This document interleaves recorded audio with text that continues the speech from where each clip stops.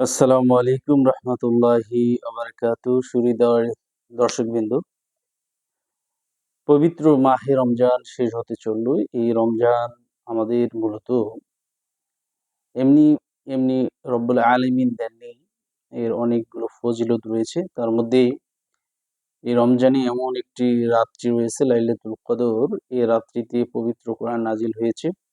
পবিত্র কোরআন এর আগে পাহাড়ে বিভিন্ন অবস্থানে নাজিল করার কথা আল্লাহ পরিকল্পনা করেছিলেন, কিন্তু তারা এত ক্রন্দনরত ছিল, এত কাঁদতেছিল যে আল্লাহ এটি সহ্য করতে না পারায় পরবর্তীতে মানব জাতির উপরে এটি হেদায়েতের গ্রন্থ হিসেবে, আয়াত শেফা হিসেবে মানব জাতির কল্যাণার্থে মানুষের দুনিয়াবী পার্থিব জীবনের আরো সুন্দর সুন্দর সাফল্যমণ্ডিত এবং আরো সুচারুভাবে পরিচালনা করার জন্য এটি একটি দিক নির্দেশনামূলক গাইড হিসেবে আল্লাহ রাব্বুল আলামিন দান করেছেন। তো রমজান যেহেতু আহ, এসেছে এবং চলে যাবে, আসলে কি বেঁধে রাখার মতো সুযোগ নেই। সুতরাং আমরা এক এক করে রমজানের শেষ দিকে চলে এসেছি। রমজানের করণীয় ঠিক করতে এখনই থেকে আমাদের কিছু প্রিপারেশন দরকার।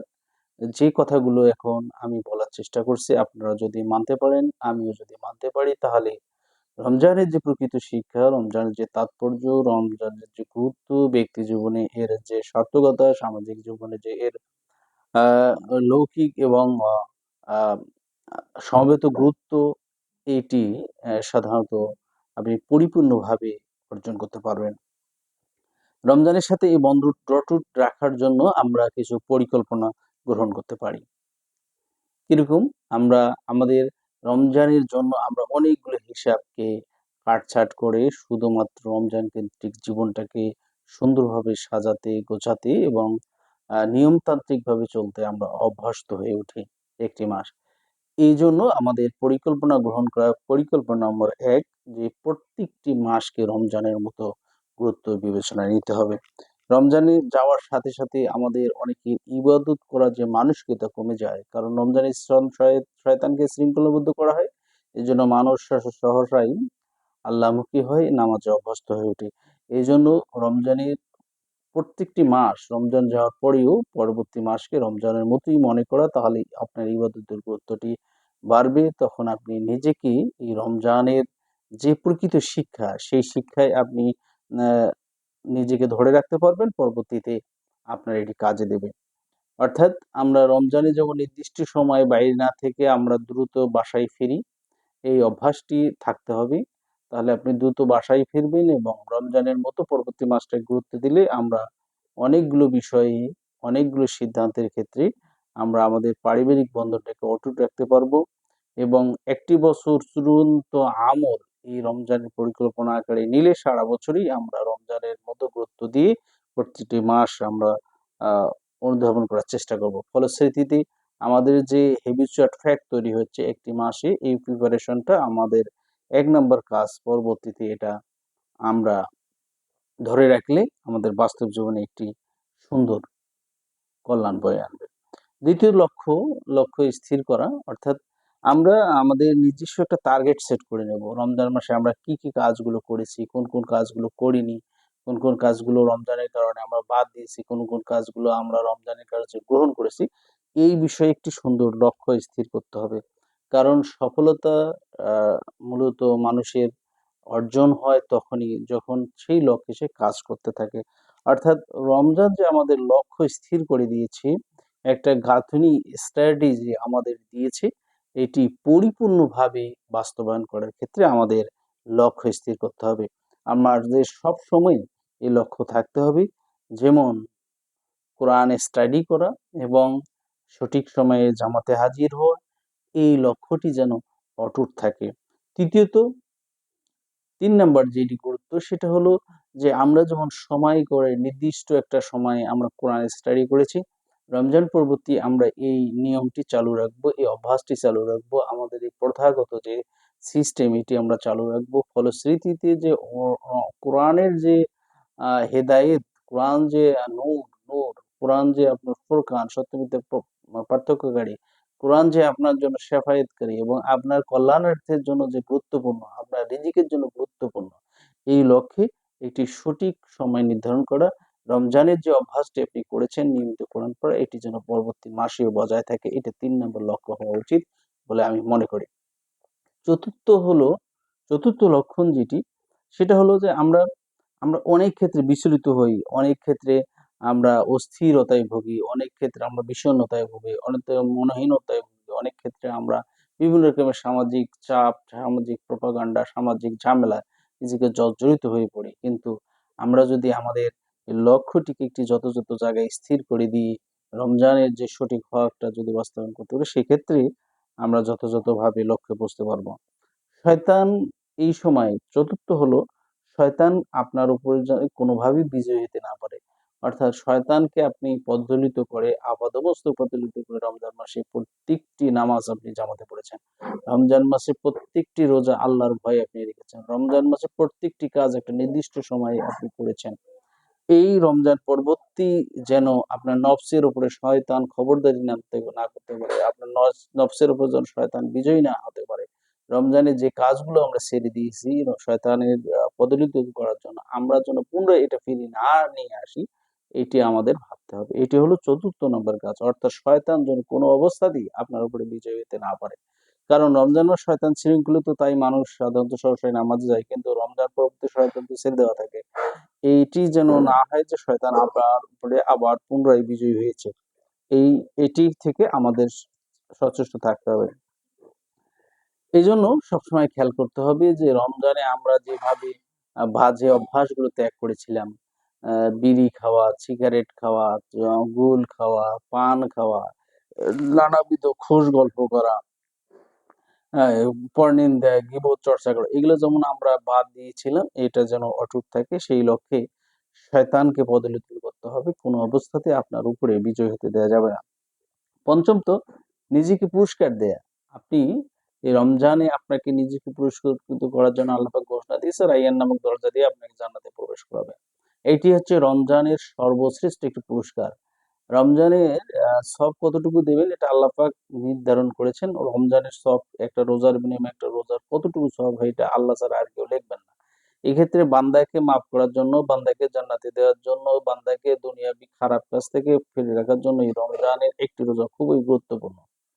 এবং রমজানে এই রোজাটি মানুষ একমাত্র আল্লাহকে রাজি খুশি করার জন্য রাখে, কোনো মানুষকে দেখানোর উদ্দেশ্যে রাখে না।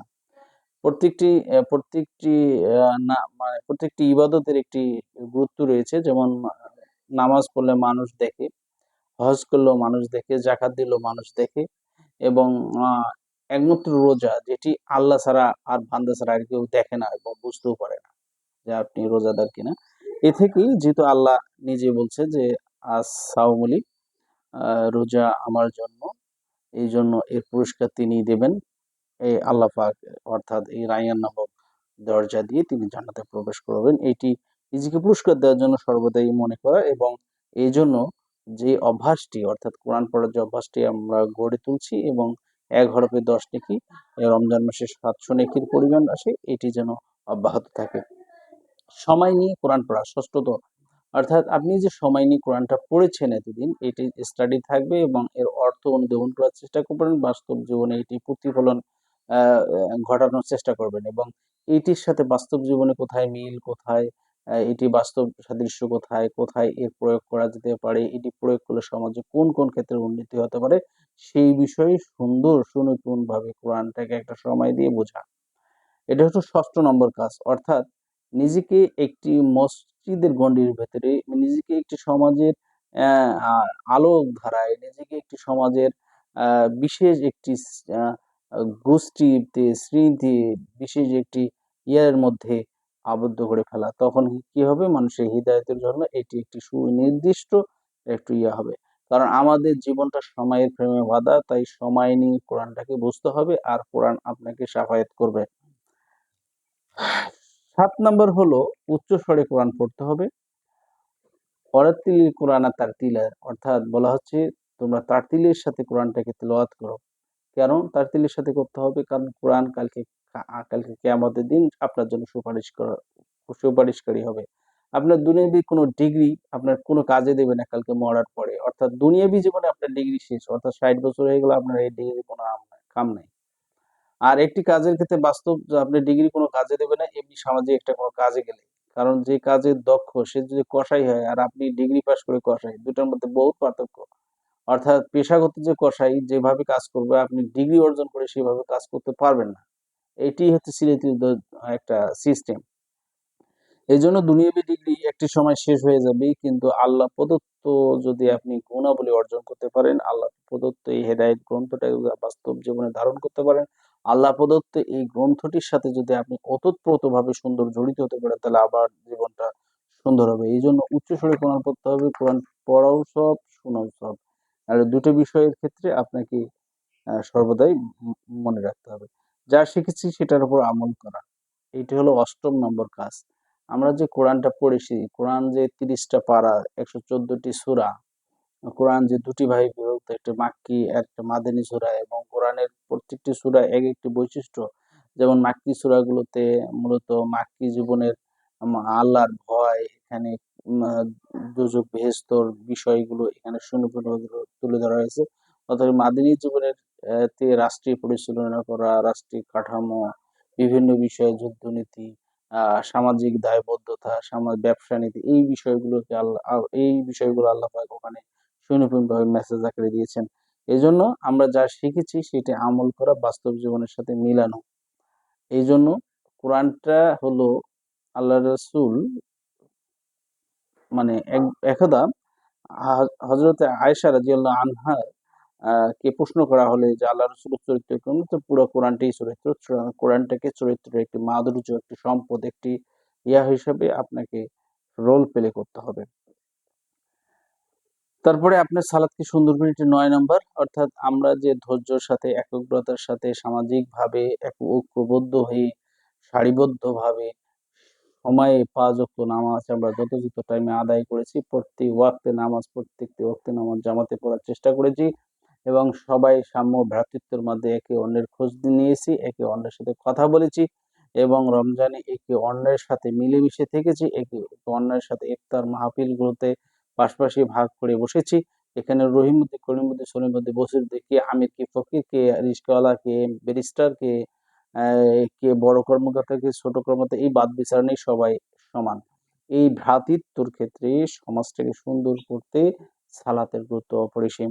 অর্থাৎ নামাজে যদি প্রেসিডেন্টও দাঁড়ায়, অপরদিকে যদি কর্মচারী, চতুর্থ জন কর্মচারীও দাঁড়ায়, প্রেসিডেন্ট বলতে পারবে না যে বেটা তুই আমার সাথে দাঁড়াসনি, পিছনের কাতারে দাঁড়া। অর্থাৎ এই সাম্যতার ক্ষেত্রে যে সুন্দর একটি নিয়মাবলী আপনি গড়ে তুলছেন, এটা রমজান যাওয়ার পরেও যেন চালু থাকে, এই বিষয়ে আমরা সিদ্ধান্ত নিতে পারি।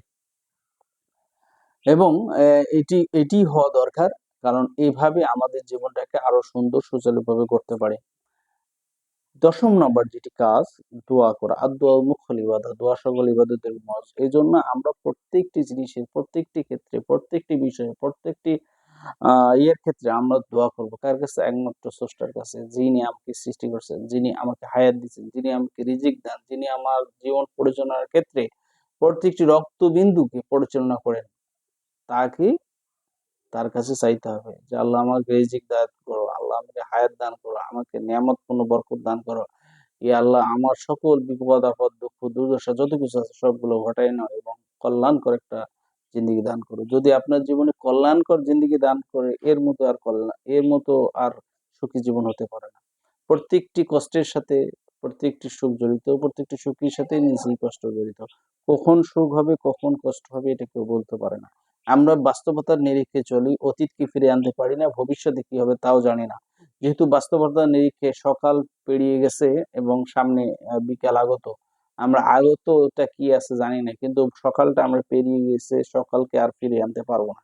এই চলমান ধাবমান এই গতিটাকে যেন যদি আমরা দোয়ার মাধ্যমে আমাদের যদি কল্যাণকর করে রাখতে পারি, তাহলে বাস্তব জীবনে আরো সুন্দর হবে।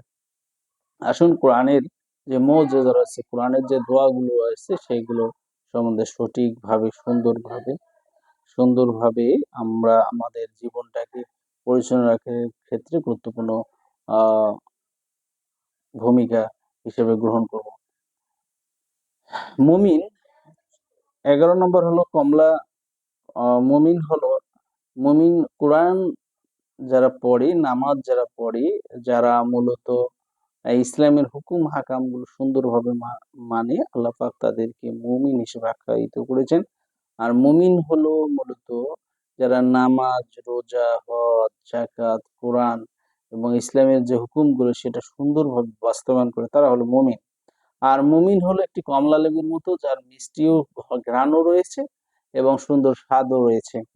অপরদিকে যারা নামাজ পড়ে, রোজা করে, তাসবিহ তাহলিল করে, জিকির আজগার করে, কিন্তু কোরআনটা পড়ে না, সে হচ্ছে খেজুরের মতো, অর্থাৎ সে তার মিষ্টিতা রয়েছে কিন্তু এর সুগন্ধ নেই। এটা হলো একটি বাস্তব উদাহরণ। এই জন্য আমাদের মুমিন হতে হবে কমলা লেবুর মতো, অর্থাৎ যার কোমলতা থাকবে, যার সুঘ্রাণ থাকবে, যার মিষ্টিতা থাকবে এবং কল্যাণকর একটা ইয়া থাকবে। এটাই হলো মূলত বিষয়। তা আসুন, রমজান পরবর্তীতে আমি যে বিষয়গুলো আপনাদের সাথে শেয়ার করলাম, এটি যদি আমরা মানতে পারি তাহলে বাস্তব জীবন আরো সুন্দর হবে, আরো কল্যাণময় হবে, আরো বরকতপূর্ণ হবে। সবার কল্যাণময় জীবন কামনা করে, সুন্দর ভবিষ্যৎ কামনা করে, আগত রমজান গুলো আরো সুন্দরভাবে আমরা করতে পারি আহ, তার দোয়া করি, এবং আমরা যেন আমাদের বাস্তব জীবনে এগুলো আমল করতে পারি, আমি নিজেও যেন আমল করতে পারি। আল্লাহ পাক সেই তৌফিক দান করুন। এবং সেই সাথে আবারও সবাইকে সালাম জানাচ্ছি, ঈদের আগাম শুভেচ্ছা জানাচ্ছি। ঈদ মুবারক। সালাম জানাচ্ছি। আসসালামু আলাইকুম রহমতুল্লাহি ওয়া বারাকাতুহু। আল মুসলিম আখুল মুসলিম, মুসলমানের ভাই, আসুন সবাই সবার কল্যাণার্থে দোয়া করি। একজনের দোয়া করলে আরেকজনের দোয়া আপনার কবুল হবে, এবং আপনি তার জন্য দোয়া করলে সেই দোয়া কবুল হবে বলে গ্যারান্টি রয়েছে। আসুন পরস্পরের জন্য দোয়া করি। আসসালামু আলাইকুম রহমতুল্লাহি ওয়া বারাকাতুহু। ধন্যবাদ সবাইকে।